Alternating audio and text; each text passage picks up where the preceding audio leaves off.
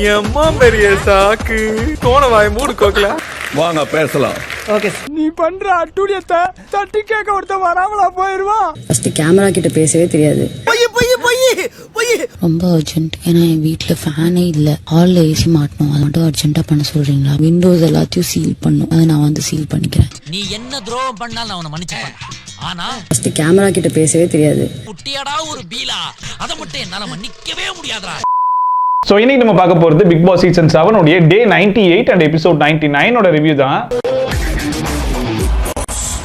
Sunday episodes வழக்கம் போல Kamal sir என்ட்ரியோட தான் எபிசோட் ஸ்டார்ட் ஆச்சு. அண்ட் வழக்கம் போல நேராக கமிட்டியில் அகத்துக்குள்ள வந்துட்டு வழக்கமாகவே டாபிக் எதுவும் இருக்காது சண்டே எபிசோட்னா, இன்னைக்கு சுத்தமாக டாப்பிக்கே இல்லை அப்படிங்கிறதுனால சரி ஓகே நானே சில டாப்பிக்கை பொறுக்கி எடுத்து வந்திருக்கேன், அதை வச்சு இன்னைக்கு எபிசோடு எப்படியாச்சும் ஓட்டிடலாம் அப்படின்னு சொல்லிட்டு ஃபர்ஸ்ட் டாப்பிக்காக யூஎஸ்பி அப்படின்னாப்புல, அதாவது யூனிக் செல்லிங் பாயிண்ட்டாக இந்த ஒரு விஷயம் இந்த ஆள்கிட்ட இருந்ததுனால தான் இவ்வளோ தூரம் ஃபினாலே வீக் வரைக்கும் இவரை கூட்டிட்டு வந்திருக்கு அப்படின்னா அது என்ன விஷயம்னு சொல்லிட்டு ஒவ்வொருத்தரும் சொல்லுங்க அப்படின்னு சொல்லி சொன்ன உடனே ஃபர்ஸ்டா தினேஷ் எந்திச்சு எல்லாருக்கும் சொல்ல ஆரம்பிச்சாப்புல. ஃபர்ஸ்டா மணிக்கு வந்து டான்ஸ் சார், டான்ஸ் வந்து பயங்கர ப்ளஸ், அதனால மணி இவ்வளோ தூரம் வந்துட்டாப்புல.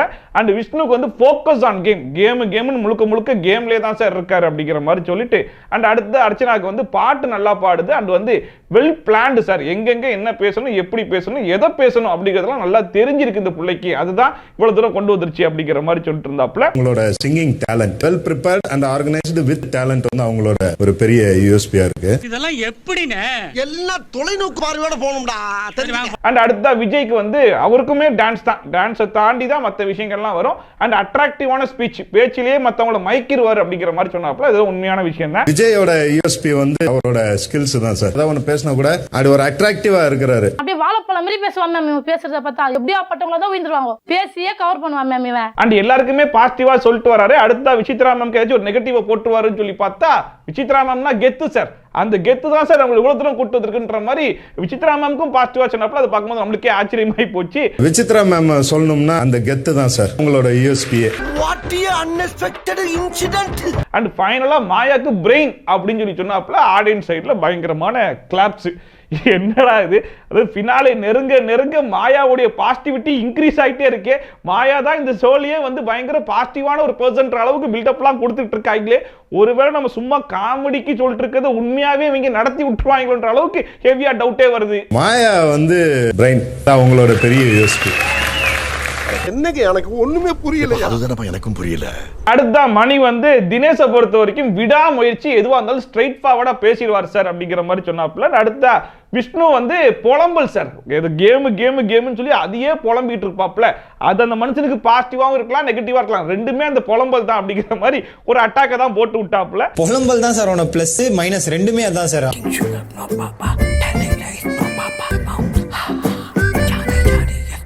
அண்ட் அர்ச்சனாக்கு இவருமே சிங்கிங் தான் பெரிய பாசிட்டிவா இருக்கு சார். அது மட்டும் இல்லாம எங்க எதை பேசணுங்கிறத நல்லாவே தெரிஞ்சு பேசுறாங்க அப்படிங்கிற மாதிரி எல்லாரும் சொன்ன பாயிண்ட் தான் மணியும் சொல்லி இருந்தாப்ல. கிளியரா எங்க என்ன பேசணுமோ அதை பேசிடுறாங்க சார். அண்ட் அடுத்தா விஜய் வந்து சேஃப் கேம், அதாவது இதுக்கு முன்னாடி வந்து வேற மாதிரி ஆடினாப்ல, அண்ட் ரீஎன்ட்ரி கொடுத்ததுக்கு அப்புறம் ஒரு சேஃப் கேம் ஒன்று விளையாடினார் சார். அந்த சேஃப் கேம் மூலியமா தான் இவ்வளவு தூரம் டிராவல் ஆகி வந்திருக்காரு அப்படிங்கிற விஷயத்த சொன்னாப்புல. உண்மையிலேயே அதுதான் நிஜம், சேஃப் கேமை வச்சு தான் மனுஷன் இவ்வளவு தூரம் டிராவல் பண்ணி வந்துட்டாப்புல. உண்மையான முகத்தை காமிச்சு உண்மையான கேமை வெளியே காமிச்சிருந்தாப்புல அப்படின்னா வந்த அனன்யா போனதோட கூடவே சேர்ந்து அந்த மனுஷனும் கிளம்பி இருப்பாப்புல. விஜய் ப்ரோ வந்து சேஃபா ஆடுறாரு சார். நமக்கு இருக்கடா வம்பு இருக்கடா தெரியாம இருண்டு போயிரும்டா. அண்ட் அடுத்தா விசித்ரா மேம்க்கு ஏதோ பாசிட்டிவா சொல்ற மாதிரி தான் சொன்னாப்புல, பட் அதுக்குள்ள ஒரு உள்குத்து இருக்குங்கிறது நமக்கு தான் தெரியும். அதாவது நேரத்துக்கு ஏற்ற மாதிரி மாறிப்பாங்க சார், அதுதான் அவங்களுடைய பாசிட்டிவ் அப்படிங்கிற மாதிரி சொல்லிட்டு இருந்தாப்புல. அதாவது விசித்ரா மேம் வந்து ஒரே ஸ்டாண்ட்ல இருக்க மாட்டாங்க, திடீர்னு அர்ச்சனாக்கு பாசிட்டிவா பேசிட்டு இருப்பாங்க, அர்ச்சனா கூட சண்டையா மாயா கூட சேர்ந்து பேசிட்டு இருப்பாங்க, இந்த மாதிரி நேரத்துக்கு ஏற்ற மாதிரி அவங்களே மாத்திப்பாங்க. சோ அதுதான் அவங்களை இவ்வளவு தூரம் கொண்டு வந்திருக்கு அப்படிங்கிற மாதிரி ஒரு அட்டாக்க போட்டு விட்டாப்புல. மேம் கிட்ட வந்து கரெக்டா நேரத்துக்கு ஏத்த மாதிரி மூவ் பண்ணிடுவாங்க சார். அண்ட் ஃபைனலா இவருமே மாயாக்கு வந்து என்டர்டைன்மெண்ட் சார், என்டர்டைன்மெண்ட்ன்ற ஒரு விஷயம் தான் மாயா இவ்வளவு தூரம் டிராவல் பண்ணி கொண்டு வந்திருக்குன்ற மாதிரி சொன்னாப்புல. அண்ட் அடுத்தா விஷ்ணு வந்து தினேஷை பொறுத்த வரைக்கும் எதுவா இருந்தாலும் டேக் இட் ஈஸின்ற மாதிரி எடுத்துப்பாரு சார், அது அவருடைய பாசிட்டிவ், அதுதான் இவ்வளவு தூரம் கொண்டு வந்திருக்கு. அண்ட் அடுத்தா மணிக்கு நீ எனக்கு அட்டாக்க போடுறியா, பதிலுக்கு நான் ஒன்னு அட்டாக்க போடுறேன் பாரு அப்படின்னு சொல்லிட்டு, அதாவது மணியை பொறுத்த வரைக்கும் டான்ஸ் சார், டான்ஸை தவிர்த்து வேற ஏதாவது செஞ்சுக்கானு பார்த்தா வேற எதுவும் கிடையாது சார், வேற எதுலையுமே அவனுக்கு இன்வால்மெண்ட்டே கிடையாதுன்ற மாதிரி அவருக்கு ஒரு அட்டாக்க போட்டா உடனே திருப்பி கொடுத்துருன்ற மாதிரி கொடுத்துட்டாப்ல. மணி வந்து டான்ஸ் என்டர்டைன்மெண்ட் இந்த ஒரு ஃபேக்டர்ல மணி, மற்றபடி மணி வந்து எதுலையுமே இன்வால்வ் ஆக மாட்டாங்க. அதான் பெரிய மனுஷங்க சொன்னா சின்ன பையலுவா கேட்கணும். அண்ட் அடுத்த அர்ச்சனாக்கு வந்து நான் உன்னை புகழ்ந்து பேசுற மாதிரி பேசுவேன், பட் எனக்கு மட்டும் தான் தெரியும் அது வஞ்ச புகழ்ச்சி அப்படிங்கிற மாதிரியே பாட்டு நல்லா பாடுவாங்க சார், அது ஒரு பாசிட்டிவ் தான். அண்ட் அதுக்கப்புறமா அவங்களுக்குள்ள ஒரு இன்னசென்ஸ் சொல்லி இருக்கு சார், குழந்தைத்தனம் சொல்லி சொல்லுவாங்க இல்லையா, அது வந்து மக்களுக்கு பிடிச்சி போச்சோ என்னவோ சார், அதுதான் இவங்களுக்கு இவ்வளவு தூரம் கொண்டு வந்திருக்குன்ற மாதிரி சொன்னாப்புல. இதுக்கு முன்னாடி இந்த குழந்தைத்தனத்தை தான் ரொம்ப ஃபேக்கா இருக்கு, நீ வந்து குழந்தை மாதிரி பண்றது பார்த்தாலே இரிட்டேட்டிங்கா இருக்குன்னு பேசினதெல்லாம் விஷ்ணு தான். பட் அதே குழந்தைத்தனம் மக்களுக்கு பிடிச்சி போய் தான் இவ்வளவு தூரம் வந்துட்டாங்களோ அப்படிங்கிற மாதிரி இங்க சொல்லும் போது தெரிஞ்சு போச்சு அது ஒரு அட்டாக் தான். அவங்ககிட்ட இன்னசென்ஸ் ஒன்னு இருக்கு, இந்த குழந்தைத்தனம்ன்ற ஒரு விஷயம் இங்க பயங்கரமா அவங்களுக்கு ஹெல்ப் ஆகுதுன்னு நினைக்கிறேன். அண்ட் அடுத்தா விஜய்க்கு வந்து எல்லாருக்குமே ஒரு கம்ஃபர்ட் ஒன்று கொடுப்பாரு சார். ஏதாச்சும் ஒரு பிரச்சனைன்னு போய் பேசணும்னா அவர்கிட்ட பேசினாலே நம்ம கொஞ்சம் ரிலாக்ஸ்டா இருக்கிற மாதிரி இருக்கும். அண்ட் அது மட்டும் இல்லாம கேம்ல கொஞ்சம் ஃபோக்கஸ்டா இருப்பாரு அப்படிங்கிற மாதிரி ஒரு பாசிட்டிவான நோட் ஒன்று சொன்னாப்புல. அண்ட் அடுத்தா விசித்ரா மேம்க்கு வந்து தினேஷ் சொன்ன அதே விஷயம் தான், கெத்து தான் சார், அது ராஜமா தான் நானே கூப்பிட்டுருக்கேன்னா பாத்துக்கோங்க, அந்த கெத்தை வந்து மெயின்டைன் பண்ணுவாங்க அப்படிங்கிற மாதிரி சொல்லிட்டு ஃபர்ஸ்ட் எபிசோட் வரும்போதே கெத்தாவே இருக்கும். நான் ராஜமா தான் சொல்லுவேங்க, இதுவே என் கட்டளை, என் கட்டளையே சாசனம். மாயாக்குமே வந்து பாசிட்டிவா தான் சொன்னாப்ல, டேலண்ட் இருக்கு சார் மாயா கிட்ட, அதை நம்ம அக்செப்ட் பண்ணி தான் ஆகணும். அந்த டேலண்ட்ங்கிற விஷயத்தினால தான் இவங்க இவ்வளவு தூரம் டிராவல் பண்ணிருக்காங்க அப்படிங்கிற மாதிரி மாயாக்குமே ஒரு பாசிட்டிவ் நோட்ல தான் சொல்லி முடிச்சாப்ல. அப்ப மாயாட்ட இருக்க டேலண்ட் தான் சார். அண்ட் அடுத்த அர்ச்சனா வந்தாங்க, எல்லாருக்குமே அட்டாக் தான்டா அப்படிங்கிற மாதிரி தினேஷ் கிட்ட போய் பேசுனீங்கன்னு வைங்களேன், குதர்க்கமான ஒரு பதில் ஒன்று சொல்லுவார் சார், அந்த பதில் நம்ம எதிர்பார்த்திருக்க மாட்டோம், அந்த மாதிரி பேசுவார் அப்படிங்கிற மாதிரி சொன்னாப்புல. அண்ட் அடுத்ததான் மணிக்கு பாத்தீங்கன்னா டான்ஸ் மட்டும் தான் சார், டான்ஸை தவிர்த்து வேற ஏதாச்சும் இருக்கான்னு பார்த்தா ஒன்னும் கிடையாது சார் அப்படிங்கிற மாதிரி மணிக்கு ஒரு அட்டாக். மணி வந்துட்டு நான் பெருசா டான்ஸை தவிர்த்து வேற எதுலயும் பெருசா இன்வால்வ் ஆகி பார்க்கல. கடவுள் என்னை சோதிக்கிறார். I will show him. And அடுத்ததா விஷ்ணுக்கு வந்து அவர் கேம்ல நல்லா ஃபோக்கஸ்டா இருப்பார் சார். பட் இருந்தாலும் அவருக்குள்ள ஒரு சைல்டு ஆர்டிஸ்ட் இருக்காங்க சார். அதாவது விஷ்ணு சொன்னார் இல்லையா, இவங்களுக்குள்ள ஒரு குழந்தைத்தனம் இருக்குன்னு, அதே மாதிரி விஷ்ணுக்குள்ளேயும் ஒரு குழந்தைத்தனம் இருக்கு அப்படிங்கிற மாதிரி இவங்க சொன்னாங்க. அது என்ன குழந்தைத்தனம் பார்த்தா, திடீர்னு சண்டை பிடிப்பாராம், திடீர்னு அமைதியா போயிடுவாராம், ஒரு வாரமும் ஒரு குழந்தைத்தனம் வெளியே வரும்ன்ற மாதிரி சொன்னாங்க. அதாவது ஒரு வாரமும் அந்த மனுஷனுக்கு ஒரு முகம் இருக்கும் அப்படிங்கிறது தான் இப்படி நாசுக்கா சுத்தி வளைச்சி சொல்றாங்களாமா. கேம்ல அவருக்கு ஒரு ஃபோக்கஸ் இருக்கு சார், கண்டிப்பா இருக்கு. தாண்டி அவருக்குள்ள ஒரு சைல்டு ஆர்டிஸ்ட் இருக்காங்க சார். அவருக்கு 2 முகம் இருக்குக்கா, ஒன்று பாசமா இருப்பார், ஆனால் அதுக்கு பின்னால வேற ஒரு முகம். சோ விஷ்ணு அர்ச்சனாக்கு கொடுத்த அட்டாக்க நான் அப்படியே திருப்பி கொடுத்துட்டேன் பாத்தியான்ற மாதிரி கொடுத்து விட்டாங்க. அண்ட் அடுத்த விஜய்க்கு வந்து டான்ஸ் சார், டான்ஸை தவிர்த்தா மற்ற எந்த விஷயம் தான் நமக்கு கண்ணுக்கே தெரியும். அண்ட் அது மட்டும் இல்லாம கம்பேக் அப்படிங்கிற ஒரு விஷயம் வந்து அவர்கிட்ட ரொம்பவே பிடிக்கும், அதுதான் அவர் இவ்வளவு தூரம் டிராவல் பண்ணி கொண்டு வந்திருக்குன்ற மாதிரிலாம் சொன்னாங்க. அண்ட் அடுத்த விசித்ரா மேம்க்கு age is just a number, இந்த ஏஜ்ல இப்படிலாம் இருக்க முடியுமா அப்படிங்கிறதுக்கு பெஸ்ட் எக்ஸாம்பிளே அவங்க தான். சோ அதுதான் இவங்க இவ்வளவு தூரம் கொண்டு வந்திருக்கு அப்படிங்கிற மாதிரி சொல்லிட்டு விசித்ரா மேம்க்கு வந்து age factor plus she is very career oriented. And ஃபைனலா மாயாக்கு இவங்களுமே பிரெயின் கேம் அண்ட் என்டர்டெயின்மெண்ட் இது ரெண்டுமே பண்ணுவாங்க சார், பயங்கரமா பண்ணுவாங்க சார் அப்படிங்கிற மாதிரி புகழ்ந்து தள்ளி விட்டாங்க. மாயாக்கு பிரெயின் சார், கேமும் ஆடுவாங்க, என்டர்டெயினும் பண்ணுவாங்க. லிஸ்ட் பெருசா போய்கிட்டு இருக்கு. அண்ட் அடுத்த விஜய் வந்து தினேஷ்க்கு கேமோட புரிதல் வந்து அதிகமா இருக்கு அப்படிங்கிற மாதிரி சொல்லிட்டு மணிக்கு வந்து டான்ஸ் அண்ட் அது மட்டும் இல்லாம மணி ரவினான்ற ஒரு விஷயம் இருக்குல்ல சார், அது பார்க்கவே ரொம்ப கியூட்டா இருக்கு சார் அப்படிங்கிற மாதிரி சொன்னாப்ல. அதாவது மணிக்கு ரவினான்ற ஒரு விஷயமே இவ்வளவு தூரம் டிராவல் பண்ணி கொண்டு வந்திருக்கு அப்படிங்கறத கியூட்டா சொல்ற மாதிரி ஒரு அட்டாக்கா தான் சொல்லிட்டு போனாப்ல. மணி டான்ஸ் ஆடுவான்னு தமிழ்நாட்டுக்கே தெரியும் சார். மணி அண்ட் ரவினா சில விஷயம் கியூட்டா இருக்கும் sir, in a way like அம்முக்குட்டி சல்லக்குட்டி டாங்ரே பூந்தி. அண்ட் அடுத்ததா விஷ்ணுக்கு வந்து very focused on game sir அப்படிங்கிற மாதிரி பாசிட்டிவா சொல்லிட்டாப்ல. அண்ட் அர்ச்சனாக்கு வந்து எல்லாரும் சொன்னதுதான் பாட்டு அண்ட் அது மட்டும் இல்லாம எங்க எப்படி என்ன பேசணும் அப்படிங்கிறது அவங்களுக்கு தெளிவா தெரிஞ்சிருக்கு அப்படிங்கிற மாதிரி சொன்னாங்க. சோ அர்ச்சனாவுடைய பாசிட்டிவா இப்போதைக்கு வீட்டில் இருக்கிற எல்லாருமே பாக்குறது என்ன அப்படின்னு சொல்லி பார்த்தா அவங்களுடைய பேச்சு தான். அவங்க பேச்சாலேயே ஃபினாலே வீக் வரைக்கும் வந்துட்டாங்க அப்படிங்கிற மாதிரி எல்லாரும் நம்பிட்டு இருக்காங்க போல இருக்கு. அண்ட் அடுத்த விசித்ரா மேம்க்கு கேமே தெரியாது அப்படின்ற மாதிரி சொல்லிட்டு இருந்தாப்ல. யாரு அவங்களுக்கு கேம் தெரியாது, அதை நீ பார்த்த வெரி குட்பா, அவங்க என்னென்ன கேம் எல்லாம் விளையாடுனாங்கன்றத நாங்க தானே வெளியே இருந்து பார்த்தோம், எங்களுக்குள்ள தெரியும் அப்படிங்கிற மாதிரி இருந்துச்சு. மேமுக்கு கேமே தெரியாது சார். அண்ட் ஃபைனலா மாயா வந்து ஒர்க்கஹாலிக் சார், வேலைன்னு வந்துட்டா அந்த வேலையை முடிக்கிற வரைக்கும் இறங்கி பண்ணிட்டே இருப்பா, அதுதான் அவளை இவ்வளவு தூரம் டிராவல் பண்ணி கொண்டு வந்திருக்கு அப்படிங்கிற மாதிரி இவரு சும்மாவே புகழ்ந்து தான் பேசுவாப்ல, இப்ப சொல்லவே வேணும் பயங்கரமா புகழ்ந்து தள்ளி விட்டாப்ல. மாயா வொர்க்கஹாலிக் சார், வாங்குற காசுக்கு மேல கூறாடா கொய்யா. அண்ட் அடுத்த விசித்ரா மேம் நான் மாயா கிட்ட இருந்து ஸ்டார்ட் பண்றேன் அப்படிங்கிற மாதிரி மக்கள் கிட்ட ஒரு கியூரியாசிட்டியை கிரியேட் பண்ணிட்டே இருப்பாங்க. அடுத்து என்னன்னு சொல்லிட்டு மக்கள் எதிர்பார்க்கிற அளவுக்கு பயங்கரமா வச்சுப்பாங்க, பயங்கர இன்டெலிஜென்ட், பயங்கர என்டர்டெய்னர் அப்படின்னு சொல்லிட்டு ஒரு 1/4 மணி நேரத்துக்கு எவ்வளவு புகழ முடியுமோ அவ்வளவு புகழ்ந்து தள்ளிட்டாங்க. அண்ட் அடுத்த விஜய்க்கு வந்து இப்படி ஒரு புள்ளர் தான் நல்லா இருக்கும்னு சொல்லுவாங்க சார், அப்படிப்பட்ட புள்ளர் சார் அப்படிங்கிற மாதிரி புகழ்ந்து தள்ளிட்டு இருந்தாங்க. அதுக்கு என்ன காரணம்னா விஜய் நிறைய இடத்துல விசித்ரா மேம்க்கு வந்து ஒரு சப்போர்ட்டாவே இருந்திருக்காப்ல. ஈவன் அந்த ஸ்டார் 5 ஸ்டார் டாஸ்க்ல எல்லாம் எந்த அளவுக்கு விசித்ரா மேம்க்கு சப்போர்ட் பண்ண முடியுமோ அந்த அளவுக்கு சப்போர்ட் பண்ணிலாம் பேசியிருக்காரு இல்லையா. சோ அதோட சப்போர்ட் தான் இப்ப விசித்ரா மேம் கொடுக்குறாங்க அப்படிங்கிறது நல்லாவே தெரிஞ்சிச்சு. விஜய் வந்து இப்படி ஒரு புள்ள இருந்தா நமக்கு ரொம்ப நல்லா இருக்குமே அந்த மாதிரி சார் அவன். அண்ட் அடுத்து அர்ச்சனாக்கு அன்னைக்கு மார்னிங் ஆக்டிவிட்டியில் ஒன்று சொன்னாங்க இல்லையா, ஒரு பேஜையும் எப்படி செதுக்கணுமோ அப்படி செதுக்கிட்டு வெளியே இருந்து நல்லா பக்கா ப்ரிப்பேர்டாக உள்ள வந்திருக்காங்க அப்படின்னு சொல்லிட்டு அதை அப்படியே மாறாமல் மறுபடியும் சொன்னாங்க. பட் நான் பாசிட்டிவாக தான் சொல்கிறேன் அப்படிங்கிற மாதிரி சொன்னாங்க. அண்ட் அடுத்ததாக விஷ்ணுக்கு வந்து நம்ம மைண்டில் இருக்கிற விஷயத்த ஒன்று சொன்னாங்க. அதாவது விஷ்ணு வந்து கியூட்டா ஒரு விஷயம் ஒன்று பண்ணுவான் சார். அதாவது அவன் ரொம்ப கவலைப்பட்டு ஒன்று புலம்பிட்டு இருப்பான், அதை பக்கத்துல இருந்து கேட்குற நம்மளுக்கு பயங்கர சிரிப்பா வரும் சார். அது கேட்கறதுக்கு நல்லாவே இருக்குன்ற மாதிரி சொன்னாங்க. உண்மையிலேயே அதுதான் விஷ்ணுடைய பாசிட்டிவா பார்க்கறதும் அதுதான். அவர் வந்து சீரியஸா காமெடி பண்ணணும்னு பண்ணா கூட நம்மளுக்கு அவ்வளவு சிரிப்பு வராது. ஆனா அவர் புலம்பிக்கிட்டு இருந்தா நம்மளுக்கு கக்கன்னு சிரிப்பு வரும். அந்த விஷயத்தை எடுத்து சொன்னாங்க. அது ரொம்ப கரெக்டா இருந்துச்சு. விஷ்ணு வந்து கியூட் காமெடி இருக்கு சார். அவன் புலம்பும் போதுல ஒரு காமெடி ஒன்று வரும், பக்கத்துல உட்காரும்போது சிரிக்க தோணும். என்ன சிரிப்பு ராஸ்கல், என்ன சின்ன பிள்ளைத்தனமா இருக்கு. அன்னைக்கு வந்து டான்ஸ் தான் சார். டான்ஸ் வந்து பயங்கரமா இருக்கும். அண்ட் என்னையே டான்ஸ் ஆட வச்சிட்டான் அப்படிங்கிற மாதிரி சொன்னாங்க. அண்ட் ஃபைனலா தினேஷ் கிட்ட போயிட்டு தினேஷை பொறுத்த வரைக்கும் அட்டாக் மோட் தான் அப்படிங்கிற மாதிரி அர்ச்சனா சொன்ன மாதிரி குதர்க்கமா பேசுவாப்ல, ஹர்ட்டிங்கா பேசுவார் அண்ட் நார்மலாவும் பேசுவார். என்ன பொறுத்த வரைக்கும் அவரை ஜட்ஜ் பண்ணவே முடியல சார் அப்படிங்கிற மாதிரி ஃபர்ஸ்ட் அட்டாக் எல்லாம் போட்டுட்டு ஃபைனலா டாஸ்க்னு வந்துச்சுன்னா 100% எஃபோர்ட் போட்டு ஆடுவார் சார் அப்படிங்கிற மாதிரி ஒரு பாசிட்டிவ் நோட்டோட முடிச்சு விட்டாங்க. தினேஷ் வந்து சார் காப்பி பேச விஜய் சொன்னதும் அர்ச்சனா சொன்னதும் சார் குதர்க்கமா பேசுறது இருக்குது சார். ஒரு கேரக்டர் கொடுத்தாலோ டாஸ்க் கொடுத்தாலோ அதுல வந்து 100% காமிக்கிறார் இல்லையா. அண்ட் ஃபைனலா மாயா வந்தாங்க. மாயா வந்து ஃபர்ஸ்ட் தினேஷ்ல இருந்து ஆரம்பிச்சாங்க. தினேஷை பொறுத்த வரைக்கும் இந்த பேக்கேஜ்ன்ற விஷயத்தை கேரியே பண்ண மாட்டார் சார் அப்படிங்கிற மாதிரி சொன்னாங்க. பேக்கேஜ்ன்ற விஷயத்தை உங்ககிட்ட கேரி பண்ணது கிடையாது, மத்த எல்லாத்தையும் கேரி பண்ணாம இருந்தாரா, குறிப்பா விசித்ரா மேம்கிட்ட கேரி பண்ணாம இருந்ததை நீங்க பாத்தீங்களா அப்படிங்கிற மாதிரி இருந்துச்சு. அண்ட் இப்போ தினேஷ் வந்து மாயா கிட்ட கொஞ்சம் அப்படி எப்படி பேசுறதுனால இவங்களுமே கொஞ்சம் விட்டு கொடுக்காம பாசிட்டிவா பேசிடுவோன்ற மாதிரி பேசிட்டு இருந்தாங்க. அண்ட் அடுத்த மத்த 2 பேருக்கு ஃபுல் அட்டாக் மோட் தான் இல்லையா. சோ மணி கிட்ட என்ன சொல்றாங்க அப்படின்னா, ரவீனா இருந்ததால தான் மணி வெளியவே தெரிஞ்சாப்ல. ரவீனா இந்த வீட்ல இல்லாம மணி எங்க இருக்காருன்னு தேடுற அளவுக்கு தான் மணி இப்ப பெர்ஃபார்மன்ஸ் பண்ணிட்டு இருக்காருன்ற அளவுக்கு எல்லாம் பயங்கரமான அட்டாக் எல்லாம் போட்டு இருந்தாங்க. சூப்பர்மா, பூர்ணிமா இல்லாம நீங்க பயங்கரமா வெளியே தெரியுறீங்கல்ல, அந்த மாதிரி தான் அவர் நல்லா தெரியுறாருன்ற மாதிரி இருந்துச்சு சார். மணியோட யூஎஸ்பி வந்து ரவீனா தான் சார், அது எல்லாரும் சொல்லிட்டாங்க. ஐயோ இங்க படுத்துற நிமிஷம்னால தாங்க முடியலையே, தலை வலிக்குதுடா, தலை வலிக்குதே. அண்ட் வழக்கம் போல விஷ்ணுக்குமே அட்டாக் தான் அப்படிங்கிற மாதிரி விஜய் சொன்னார்ல சார், அந்த மாதிரி தான் சார். யாரை எப்படி யூஸ் பண்ணி தூக்கி போடணும்ன்றது நல்லாவே தெரியும் சார். அதை யூஸ் பண்ணி தான் அவர் இவ்வளவு தூரம் டிராவல் பண்ணி வந்துட்டாரு அப்படிங்கிற மாதிரி அவருக்கு ஒரு அட்டாக்க போட்டாங்க. அண்ட் அர்ச்சனாக்கு வந்துட்டு அவங்க தெளிவா பேசுறாங்க சார், எங்க பேசணும் எங்க பேசக்கூடாதுன்றது பக்காவா தெரிஞ்சிருக்காங்க. அது எனக்கு தெரியல சார், அதனால தான் இவ்வளவு தூரம் வந்திருக்காங்கன்ற மாதிரி அவங்களுமே சொல்லிட்டு ஃபைனலா விஜய்க்கு சொல்ல வேணும்.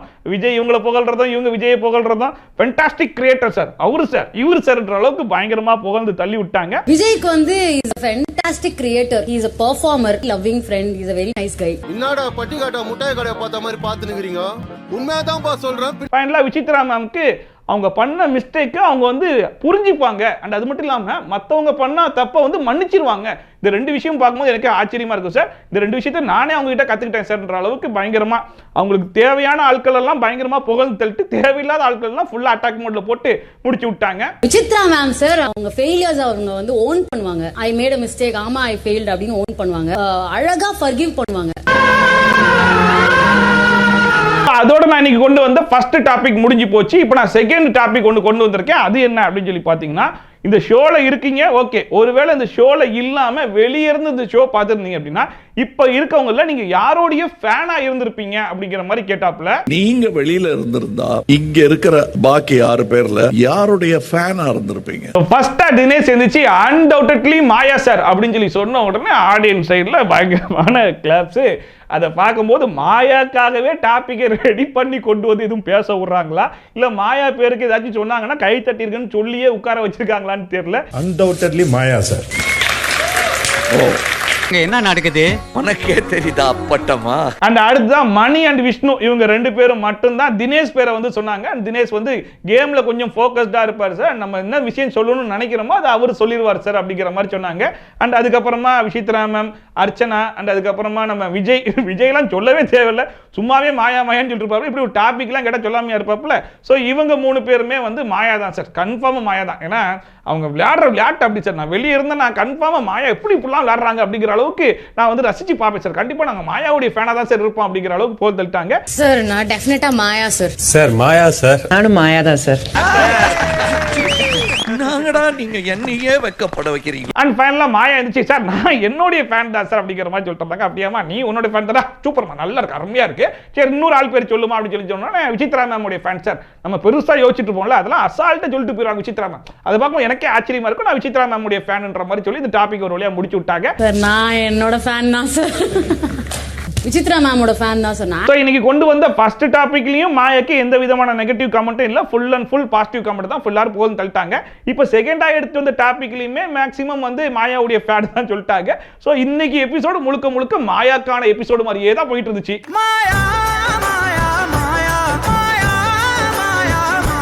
அண்ட் அதுக்கப்புறமா அடுத்த டாபிக் அப்படின்னு சொல்லிட்டு, அதாவது ஒரு விஷயம் தான், அதே விஷயத்த இவர் சொன்ன அடப்பாயா நீயும் இது அப்படின்றாங்க. ஆனா இவர் சொல்லும்போது அப்படி சொல்றியா, சரி சரி இப்போதான் எனக்கு புரியுது அப்படிங்கிற மாதிரி இருக்கும் இல்லையா. அது யாரு அப்படின்னு சொல்லி கேட்ட உடனே இருக்கிற எல்லாருமே வந்து விசித்ரா மேம் அண்ட் தினேஷ் இவங்க ரெண்டு பேருக்கும் தான் சார் அந்த விஷயமே. இவங்க சொன்னா அவர் கேட்க மாட்டாரு, அவர் சொன்னா இவர் கேட்க மாட்டாருன்ற மாதிரி வரிசையா சொல்லிட்டு இருந்தாங்க. அண்ட் இதுல மணி தான் கொஞ்சம் கரெக்டா சொன்னாப்ல, அதாவது விசித்ரா மேம் தான் சார் ஃபர்ஸ்ட் வந்து அர்ச்சனா சொல்றதை கேட்பாங்க, மாயா சொல்றதை கேட்க மாட்டாங்க. இப்ப அப்படியே மாறி போயிடுச்சு சார், மாயா சொன்னா கேட்கறாங்க, அர்ச்சனா சொன்னா கேட்க மாட்டாங்க சார்ன்ற மாதிரி உண்மையை போட்டு உடைச்சு விட்டாப்ல. ஃபர்ஸ்ட் ஸ்டார்டிங்ல வந்து அர்ச்சனா வந்து என்ன சொன்னாலும் விசித்ரா மேம் கேட்டு இருந்தாங்க, இப்ப அப்படியே அது ரிவர்ஸ் ஆயிடுச்சு சார், மாயா வந்து சொல்றது அவங்க கேட்கறாங்க சார். அண்ட் இதுல விசித்ரா மேம் வந்து செகண்ட் பிளேஸ் வந்து மாயா அண்ட் விஷ்ணு சார், ஃபர்ஸ்ட் பிளேஸ்ல நானும் தினேஷ் தான் சார் அப்படிங்கறத ஓபனாவே அக்செப்ட் பண்ணிட்டாங்க. விஷ்ணு மாயா சார் அவங்க ரெண்டு பேருக்குள்ள நிறைய கான்ஃபிளிக்ட் வரும் சார், அதையும் விட ஜாஸ்தி ஹிட் ஜோடினாக்க நானும் தினேஷும் சார். அண்ட் ஃபைனலா தினேஷ் இருந்துச்சு, எனக்கும் மணிக்கும் ஒரு சின்ன அண்டர்ஸ்டாண்டிங் இருக்கிறதுனால நான் சொன்னாலும் அவன் கேட்டுப்பான், அவன் சொன்னாலும் நான் கேட்டுப்பேன் சார். அண்ட் இதுல டாம் அண்ட் ஜெரின்னு சொல்லி சொல்றாங்களே விசித்ரா மேம், அண்ட் இதுல நான் டாம் ஆர்னு சொல்றதுக்கு விட டாமுக்கு ஒரு அம்மா கேரக்டர் ஒன்று வருவாங்க சார், பெருகிக்கிட்டே வருவாங்க, அந்த கேரக்டரை வச்சு தான் நான் உங்களை பாக்குறேன்ற மாதிரி ஒரு அட்டாக் ஒன்று போட்டாப்புல. அண்ட் அதுக்கப்புறமா ஏன் அவங்க ரெண்டு பேருக்கும் ஒத்தே போக மாட்டேது, என்ன பிரச்சனை அப்படின்னு சொல்லி கேட்கும்போது விசித்ரா மேம் சார் தயவு செஞ்சு இந்த பிரச்சனையை கொஞ்சம் முடிச்சு விடுங்க சார் அப்படின்னு சொல்லி சொன்ன உடனே பிக் பாஸா இருந்த ஷோ சொல்வதெல்லாம் உண்மையா மாறி போச்சு. அப்படியா சரி உங்களுக்கு என்ன பிரச்சனை சொல்லுங்க, உங்களுக்கு என்ன பிரச்சனை சொல்லுங்க, ரெண்டு பேரும் கை கொடுத்து சமாதானம் ஆகுன்ற அளவுக்கு இது என்ன ஷோரா, என்ன ஷோவா மாத்திக்கிட்டு இருக்கீங்க அப்படிங்கிற அளவுக்கு இருந்துச்சு. அண்ட் ஃபைனலா ரெண்டு பேரும் கை கொடுத்துட்டாங்க, ஷோக்காக கை கொடுத்துட்டாங்க தவிர்த்து உள்ளுக்குள்ள இருக்கிற வன்மம்லாம் உடனேவா போயிடும், அந்த வன்மம்லாம் அப்படியே தான் இருந்த மாதிரி இருந்துச்சு. கை கொள்ள கிடைக்காது எதுக்கு கடைசி வாரத்துல உண்மை இல்லை சார். அண்ட் அதுக்கப்புறமா ஒரு வழியா சரி ஓகே எவிக்ஷனுக்கு வந்துடலாம் அப்படின்னு சொல்லிட்டு விஷ்ணுவை தவிர்த்து மற்ற எல்லாருமே நாமினேட் ஆயிருக்கீங்கல்ல, யார் இந்த வாரம் வெளியே போவாங்கன்னு நினைக்கிறீங்கன்னு சொல்லி கேட்ட உடனே ஃபர்ஸ்டா மாயா இருந்துச்சு, சார் ஸ்டார்டிங்ல நானா இருப்பேன்னு சொல்லி நினைச்சேன் சார், பட் எபிசோட் ஸ்டார்ட் ஆனதுக்கு அப்புறம் அதுக்கெல்லாம் வாய்ப்பே கிடையாது, மணிதான் சார் அப்படிங்கிற மாதிரி கன்ஃபார்ம் ஆயிட்டேன் சார் மாதிரி சொல்லிட்டு இருந்தாங்க. அதை பார்க்கும்போது அதாவது அதுக்கு முன்னாடி வரைக்கும் ஒரு டவுட் இருந்திருக்கு போல இருக்கு, பட் இன்னைக்கு எபிசோட்ல முழுக்க முழுக்க மாயா மாயான்னு சொல்லிட்டு மாயா போராட்டமே போனதுக்கு அப்புறம் ஓகே இவ்வளவு பாசிட்டிவா இருக்கும்போது நம்ம எப்படி கமல் சாரே இருக்காரு அப்படின்ற மாதிரி அவங்களே ஒரு முடிவு வந்துட்டாங்க போல இருக்கு. இந்த எபிசோட் ஆரம்பிக்கிறதுக்கு முன்னாடி வரைக்கும் நான் எலிமினேட் ஆயிருவேன் நினைச்சேன் சார், மணி ஆக சான்ஸ் இருக்குன்னு நினைக்கிறேன். அண்ட் அடுத்த விசித்ரா மேம் வந்து சார் நான் எல்லாத்தையும் ட்ரெஸ் எல்லாம் பேக் பண்ணி எடுத்து வச்சுட்டேன் சார், எப்படி ரிசல்ட் எனக்கு ஏற்ற மாதிரி தான் வரும்ன்ற மாதிரி அவங்களுக்கு ஆல்ரெடி தெரிஞ்சு போச்சு போல இருக்கு. அண்ட் விஜய் இருந்துச்சு மணி பேரை சொன்னாப்புல, அர்ச்சனா வந்து மணி இல்லாட்டா தினேஷ் அப்படிங்கிற மாதிரி இந்த டீம் எல்லாம் அப்படி சொன்னாங்க, மணி இல்லனா தினேஷ் ப்ரோன்னு தோணுது சார். அண்ட் அப்படியே அந்த டீம்ல பார்க்கும்போது விஷ்ணு வந்து விஜய் போறதுக்கு சான்சஸ் அதிகமா இருக்குன்ற மாதிரி சொன்னாப்புல, மணி வந்து விஜய் இல்லாட்டா விசித்ரா மேம் போறதுக்கு அதிகமான சான்சஸ் இருக்குன்னாப்புல, அண்ட் தினேஷ் வந்து நான் விஜய் இல்ல விசித்ரா மேம் 3 பேர்ல யாராச்சும் ஒரு ஆள் போறதுக்கு வாய்ப்பு இருக்கும் அப்படின்னு சொன்ன உடனே நான் என்ன இன்க்ளூட் பண்ணிக்கிறேன் and Vijay or Vichitra ma'am. சரி ஓகே யார் வெளியே போறாங்கன்றத நானே எடுத்து காமிக்கிறேன்னு சொல்லி காமிக்கும் போது விசித்ரா மேம் பேரை பார்த்துட்டு ஆடியன்ஸ் சைட்ல அப்படி ஒரு சவுண்டு, அதாவது நாங்க எதிர்பார்த்த ஆள் தான் வெளியே போறாங்கன்னா எப்படி கத்துவாங்களோ அந்த மாதிரி பாசிட்டிவான சவுண்ட் வந்துச்சு. அதுல ஒரே ஒரு அக்கா மட்டும் தான் ஓ அப்படின்ற மாதிரி ஒரு சேட் ஸ்மைலி வந்து வச்சிருந்தாங்க, மற்ற எல்லாமே பாசிட்டிவா தான் கத்துனாங்க. அண்ட் அது மட்டும் இல்லாம கண்டஸ்டன்ஸ்ல காட்டும் போது மற்றவங்களை விட அதிகமா ஷாக் ஆனது மாயா தான். ஓ இந்த வாட்டி நமக்கு பதிலாக விசித்ரா மேம் தான் அனுப்புறாங்களா, நல்லதா போச்சு, நான் கூட விஜய் அனுப்பிடுவாங்களோன்னு நினைச்சேன் அப்படிங்கிற மாதிரி அவங்க மைண்டுக்குள்ள ஒரு ரியாக்ஷன் வந்திருக்கும் போல இருக்கு. அதை அப்பட்டமா வெளியே வர காமிச்சிட்டு இருந்தாங்க. எம்மா பெரிய சாக்கு கோண வாய் மூடு கோக்கல வாங்க பேசலாம். ஆக்சுவலா விசித்ரா மேம் பொறுத்த வரைக்கும் டாப் 3ல வர வேண்டிய ஒரு கண்டஸ்டன்ட் சொல்லிட்டு நம்ம ஸ்டார்டிங்ல இருந்து சொல்லிட்டு இருந்தோம். மேக்ஸிமம் எல்லாரோட ஒப்பீனியனுமே இவங்க டாப் 3ல வர வேண்டிய கண்டஸ்டன்ட் தான். ஈவன் ஒரு படி மேல போய் ஸ்டார்டிங்ல எல்லாம் விசித்ரா மேம் தான் டைட்டில் வின்னரே ஆகிறதுக்கு அதிகமான சான்சஸ் இருக்குன்னு சொல்லிட்டு அவ்வளவு பயங்கரமான கிரவுட் வந்து அவங்களுக்கு சப்போர்ட் பண்ணிட்டு இருந்தாங்க. பட் என்னைக்கு இந்த ட்ராக் வந்து மாயா பக்கம் டர்ன் ஆச்சோ இன்னைக்கு வந்து மாயாக்காகவே விசித்ரா மேம் பழி கொடுக்குற அளவுக்கு ஆளாயிட்டாங்கன்றது தான் நிதர்சனமான உண்மை. அண்ட் இதுல வந்து ஒரு பாலிடிக்ஸும் இருக்கு. அன்அபிஷியல் ஓட்டிங் படி மாயாக்கு தான் ரொம்ப கம்மி ஓட்டிங். அண்ட் அதுக்கு அடுத்தபடியா பார்த்தா விஜய் வர்மா இருந்தாப்புல, அதுக்கு அடுத்து தான் விசித்ரா மேம் இருந்தாங்க. இதுல விஜய் அனுப்பாம ஏன் விசித்ரா மேம் அனுப்புறாங்கன்ற ஒரு கேள்வி ஒன்று வரும் இல்லையா. இப்போ விஜய் இந்த வீட்டை விட்டு வெளியே போனாருன்னு வைங்களேன், அவருக்கு வரக்கூடிய ஒரு 2% ஓட்டோ 3% ஓட்டோ தான் மாயாக்கு கன்வெர்ட் ஆகும். பட் அதுவே விசித்ரா மேம் வெளியே போனாங்க அப்படின்னா அட்லீஸ்ட் ஒரு 15 to 20% ஆஃப் ஓட்டு வந்து விசித்ரா மேம்க்கு வரக்கூடிய ஓட்டு வந்து மாயாக்கு வரும். ஸோ அதனால ஃபினாலே வீக்குக்கு முன்னாடி யாருக்கு அதிகமான ஓட்டு வருதோ அண்ட் மாயாக்கு யார் சப்போர்ட்டா இருக்காங்களோ அந்த ஆளை வெளியே அனுப்பணும் அப்படிங்கிறதுக்காகவே விசித்ரா மேம் பிக் பண்ணி வெளியே போட்ட மாதிரி தான் எனக்கு தோணுது. அண்ட் மிட் வீக்ல பாத்தீங்கன்னா விஜய் வர்மாவும் வெளியே அனுப்பிடுவாங்க.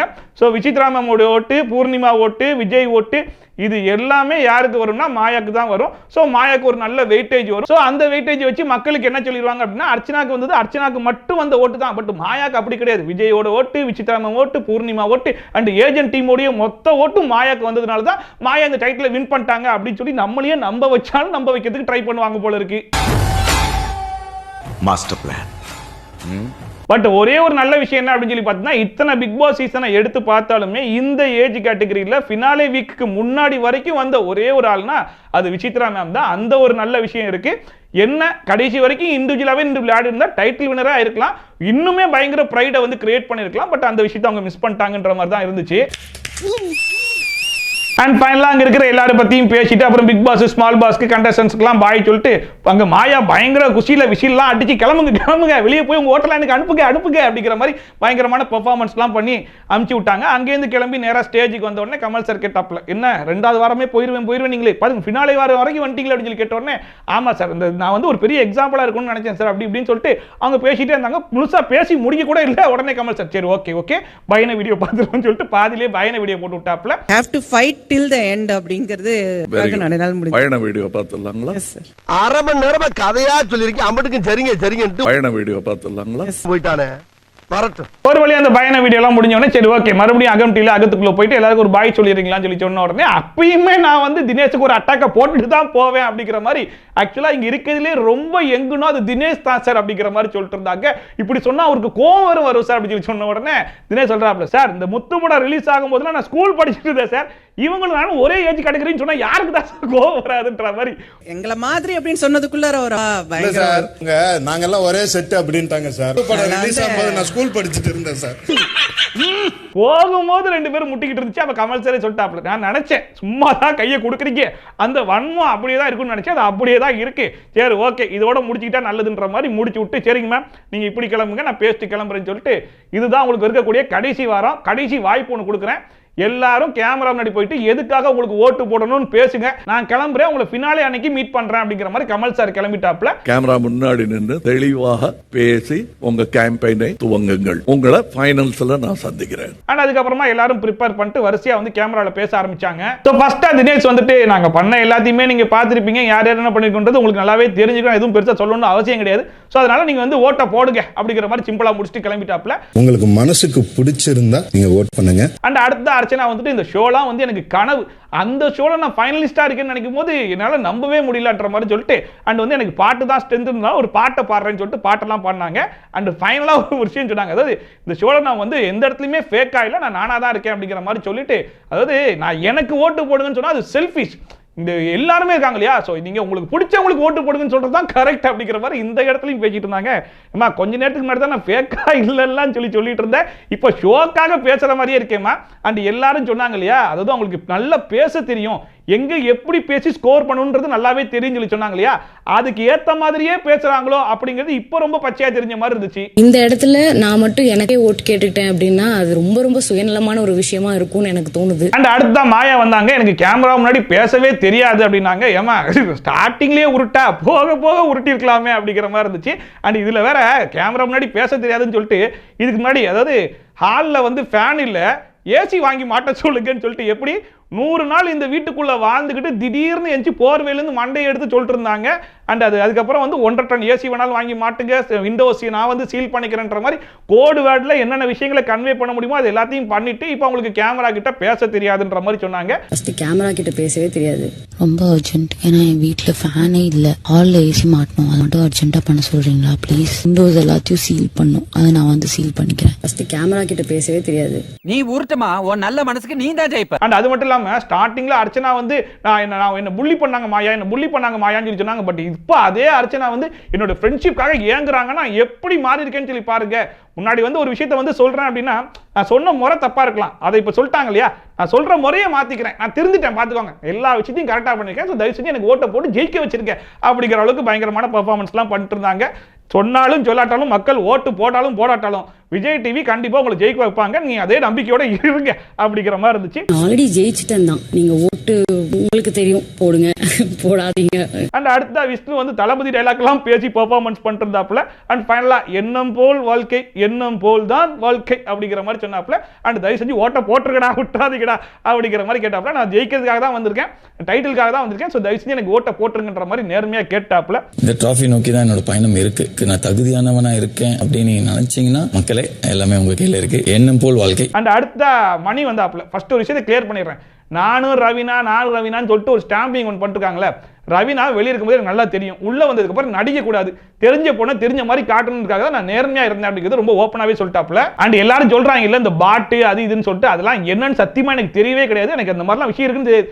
நீங்க போடுற ஓட்டுனால தான் நான் ஜெயிப்பேன், விட்டுறாதீங்க எப்போ அப்படின்னு சொல்லிட்டு. அண்ட் ஃபைனலா டான்ஸ் எனக்கு ஸ்ட்ரென்த் இல்ல, டான்ஸ் ஸ்டெப் போடாட்டா அப்படின்னு சொல்லிட்டு ஒரு டான்ஸ் எல்லாம் போட்டு காமிச்சாப்ல. உண்மையிலேயே இப்ப இருக்கக்கூடிய இந்த 6 கண்டஸ்டன்ட்ல ஓரளவுக்கு வந்து வெளியே கெட்ட பேர் வாங்காம உள்ள இருக்கிற யாருக்கிட்டையும் வந்து ரொம்ப ஓவரா பேசாம ஒரு நீட்டான பெர்ஃபார்மன்ஸ் கொடுத்தது யாருன்னு சொல்லி பார்த்தா மணி. எனக்கு தெரிஞ்சு மணி இந்த சீசனை வின் பண்ணா கூட பரவாயில்ல, ஏதோ இந்த சீசன்ல ஃபைனலா மணியை வச்சு வின் பண்ண வச்சாங்களே அப்படிங்கிற ஒரு திருப்தி இருக்குன்னு நினைக்கிறேன். அதை தவிர்த்து வேற யாரு ஜெயிச்சாலுமே எனக்கு தெரிஞ்சு பெருசா ஒரு திருப்தியே வராத மாதிரி தான் இருக்கும்னு நினைக்கிறேன். ஓட்டு போடுங்க தேங்க்யூ so much. அண்ட் ஃபைனலா விஜய் வந்தாப்புல. ஓட்டு கேட்கிற உரிமை எனக்கு சத்தியமா கிடையாது, அந்த ரைட்ஸே கிடையாது அப்படின்லாம் சொல்லிட்டு மறுபடியும் பேசுவாருன்னு சொல்லி பார்த்தா இல்ல இந்த இடத்துல அப்படி பேச மாட்டேன், எனக்கு ஓட்டு வேணுமா இல்லையா அப்படிங்கிற மாதிரி. அதாவது நீங்க எனக்கு ஓட்டு போட்டீங்கன்னா உங்களை நான் ப்ரௌட் ஆக்குவேன், தமிழ்நாட்டுக்கே ப்ரௌடை கொண்டு வருவேன்ற மாதிரி பேசிட்டு இருந்தாப்புல. அதை பார்க்கும்போது எப்படிப்பா மாயாக்கு பெரிய பெரிய சொம்பா தூக்கி ப்ரௌடை உருவாக்குனி அந்த மாதிரியான்ற மாதிரி இருந்துச்சு. அண்ட் ஃபைனலாக வந்து மதர் சென்டிமெண்ட் அது இதுன்னு போட்டு எப்படி எனக்கு ஓட்டை போட்டு ஜெயிக்க வச்சிருங்கப்பா, எனக்கு அதான் முக்கியம், என்னுடைய பேருக்கு பக்கத்தில் ஒரு விஷயம் வேணும், அதை நீங்கள் தான் கொடுத்தாகணும் அப்படிங்கிற மாதிரிலாம் கேட்டிருந்தாப்புல. சூப்பர், இப்பயாச்சும் உனக்காக நீ பேசுனியே அது வரைக்கும் சந்தோஷன்ற மாதிரி இருந்துச்சு. இந்த பேருக்கு பின்னாடி ஒரு வெற்றி வேணும், என்ன உங்கள் வீட்டு பையனாக நினச்சி எனக்கு ஓட்டு போடுங்க. அண்ட் ஒன்ஸ் எல்லாருமே பேசி முடிச்சுட்டு ஃபினாலே வீக்குக்கு போறதுக்கு முன்னாடி ஃபைனலா ஒன்று பண்ணிடுறோன்ற மாதிரி ஒரு பெர்ஃபார்மன்ஸ்லாம் பண்ணி முடிச்சாங்க. அதோட இன்னைக்கு எபிசோடு வந்து முடிஞ்சு போச்சு. ஸோ இன்னைக்கு எபிசோட பொறுத்த வரைக்கும் விசித்ரா மேம் உடைய எவிக்ஷன், அந்த விசித்ரா மேம் எவிக்ஷன் ஒரு நேர்மையான எவிக்ஷன் சொல்லி பார்த்தா மாயாக்காக கொடுத்த பலியாடு தான் விசித்ரா மேம் அப்படிங்கிறது எல்லாருக்குமே தெரிஞ்ச விஷயம் தான். இன்னும் 2 நாள் போச்சு அப்படின்னா விஜய் வருமாவை மிட்வீக் எவிக்ஷன் சொல்லிட்டு வெளியே தூக்கி போட்டு மீதி இருக்கிற 5 பேரை கொண்டு போய் ஃபினாலே டே அன்னைக்கு வரைக்கும் வச்சிருவாங்கன்னு நினைக்கிறேன். அதுல மாயா நீ கொஞ்சம் ஓரமா இருமா, உனக்கு கடைசி வரைக்கும் எவிக்ஷன்றது விஷயமே கிடையாது, உங்க 4 பேர்ல யாராச்சும் கிளம்புறதுனா நீங்களே கிளம்பிக்கோங்கன்ற மாதிரி சொன்னாலும் சொல்லிடுவாங்க போல இருக்கு. ஸோ இப்படிதான் இந்த சீசனே போயிட்டு இருக்கு. ஸோ மீதி இருக்கிற 6 பேர்ல யாரு டைட்டில் வின் பண்ணா உங்களுக்கு ஓகே அப்படிங்கறத மறக்காம கமெண்ட் செக்ஷன்ல சொல்லுங்க. அண்ட் மீதி இருக்கிறது ஒரே ஒரு வாரம் தான், அந்த ஒரு வாரத்துல உங்களுடைய ஓட்டை நீங்க யாருக்கு போட போறீங்கன்றதையும் சொல்லுங்க. சோ இதே மாதிரி ட்ரோல்ஸ் அண்ட் ரிவ்யூஸ்லாம் கண்டிப்பா பார்க்கணும்னு மறக்காம சப்ஸ்கிரைப் பண்ணிட்டு பக்கத்துல இருக்க பெல் ஐகானை டான் தட்டிட்டு நான் போற வீடியோட நோட்டிஃபிகேஷன் டான் வந்து சேர்ந்துடும். சோ மீண்டும் இதே மாதிரி சூப்பரான வீடியோட சூப்பரான ரிவ்யூவோட சூப்பரான ட்ரோலோட உங்களை சந்திக்கிறேன். அண்ட் தட்ஸ் பை ஃப்ரம் ஷாப்பி. Tata bye and take care.